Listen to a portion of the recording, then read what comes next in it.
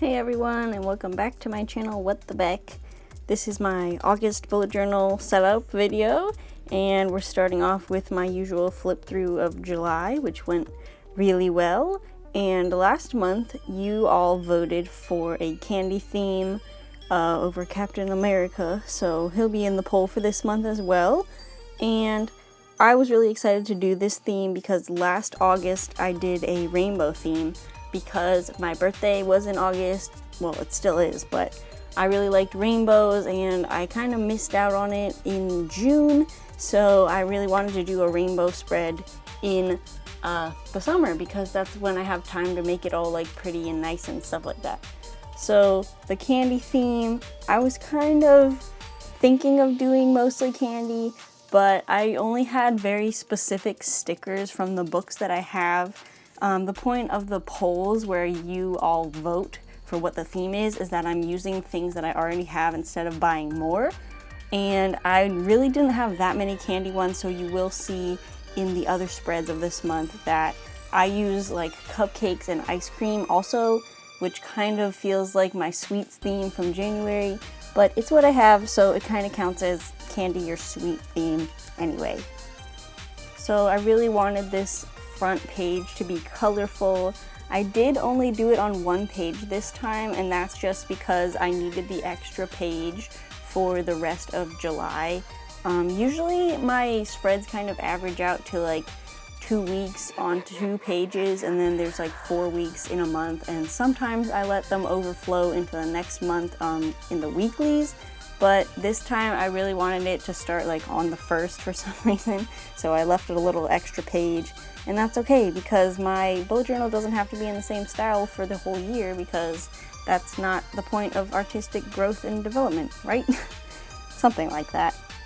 This month is going to be really busy for me because I will be preparing for a convention as well as preparing to go back to school. I will have just gotten back from a 1-week vacation. I know I just was on a vacation, but that was not really a destination thing. It was more like a low workload thing. But this time I'm going to Busch Gardens, and I'm really excited to go and be with my family. And yeah, what else is going on in August? I'll be turning 20, which is really weird to think about because I still feel like I'm baby. And I know I've been like taking care of myself and not really living on my own, but like taking care of myself by myself without like other people. I guess it's called adulting, where you make your own like appointments and like take control of your life or something like that. I've been doing that for a while, but I still feel like I don't know what the heck is going on. I guess maybe this year will be my coming of age story or something like that. I'm not really putting any kind of goals or anything like that because I feel like the best way for me to like advance is to make short-term goals, like I want to finish this specific project, or even I want to finish this video, and then I move on to the next thing.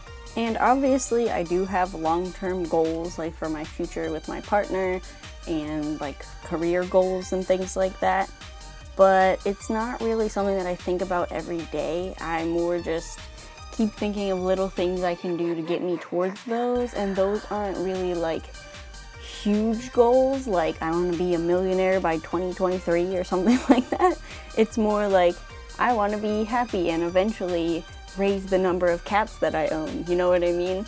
It's not like I want to be a millionaire with 7 million bajillion subscribers or something like that. So back to what the video is actually about, my bullet journal. I don't usually talk about the techniques I use, but I think this one was really cool. It's just using the gel pen to make the little swirls in the lollipops, and I really like how it turned out. So if you ever make something that's supposed to be like shiny or wet, maybe, if you look at reference pictures to see where the little highlights are, you can use the gel pen, and it just makes it look really cool, and you didn't have to leave a little empty line of space because you can just add it back in later. So I personally feel like this goes without saying, But if you want to recreate this theme and tag me on Instagram, my Instagram will be in the description below. But if you do want to recreate this, you do not have to go all out the way that I did. I really like the colors and like stacking things up and drawing a bunch. That took me a good hour just to sketch it.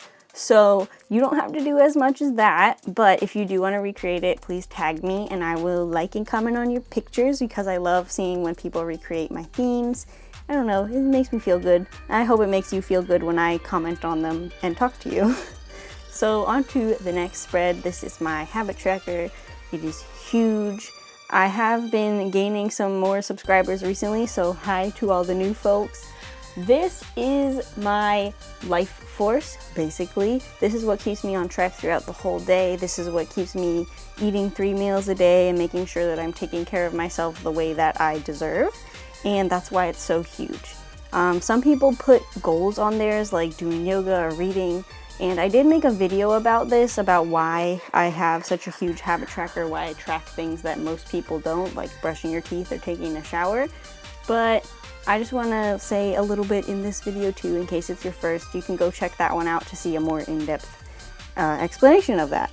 The brush lettering style of writing for my achievements page is back, and I did it with rainbow, of course, because the bright colors are like candy, yada yada, whatever.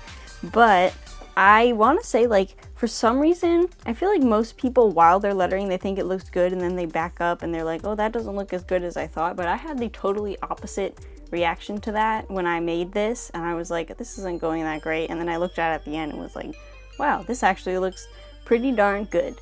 So I'm proud of that part. So next up, we are going to do my best and worst spread, which is just a tool that I've developed so that I can tell where my mental health was at for the day, to see if any problems that happened were actually from my mental illnesses or just because something totally random and bad happened, and to see how that affected me and see how I'm doing overall. I do have a graph on my habit tracker page that's like a scale from 1 to 10. How is your mental health today? This page kind of adds to that. This spread does usually gather a bunch of writing, so that's why it looks so open now.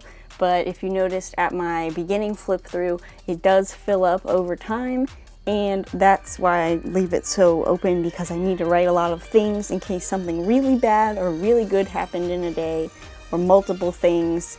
I know it's technically supposed to be like the very best thing that happened, but sometimes I write 2 or 3 on there just because it helps me remember that life is good sometimes, and that's also a good recovery tactic. So as I said, I do have some cute sweet stickers. They're not technically candy, but it kind of works out. So next I'm doing my lettering spread, and this is the only monthly challenge that I really do besides journaling every day.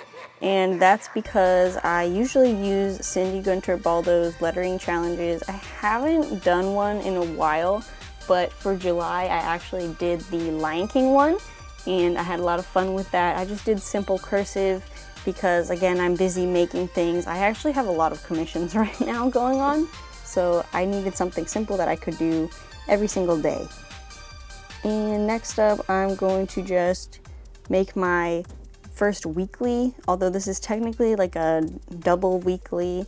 I usually fit 1 week on a page, as I said before, but I wanted to use up these stickers, and instead of doing my usual rolling setup where I use however much space I want and then the next day I use however much space I want after that, I kind of set it up in the amount of space that I've been using. So I know that this is about what my average entry is going to be, and if I need extra space, then I can just like throw a sticky note in there or something like that, or paraphrase. So the final touches are obviously going to be stickers and some fake washi that I just made with these markers because the page looked a little empty. And finally, we're going to do a flip through of the whole month just to see how it turned out. Really bright and colorful, and it works for me. Do what works for you and yours, but if you use this theme, tag me. Leave a like on this video if you liked watching it, and subscribe so you can see more. Make sure you turn on the notification bell so that YouTube actually tells you when I upload. And if you leave me a comment, I will reply to it and do the little like and heart feature on YouTube. But besides that, I will see you next time. Bye!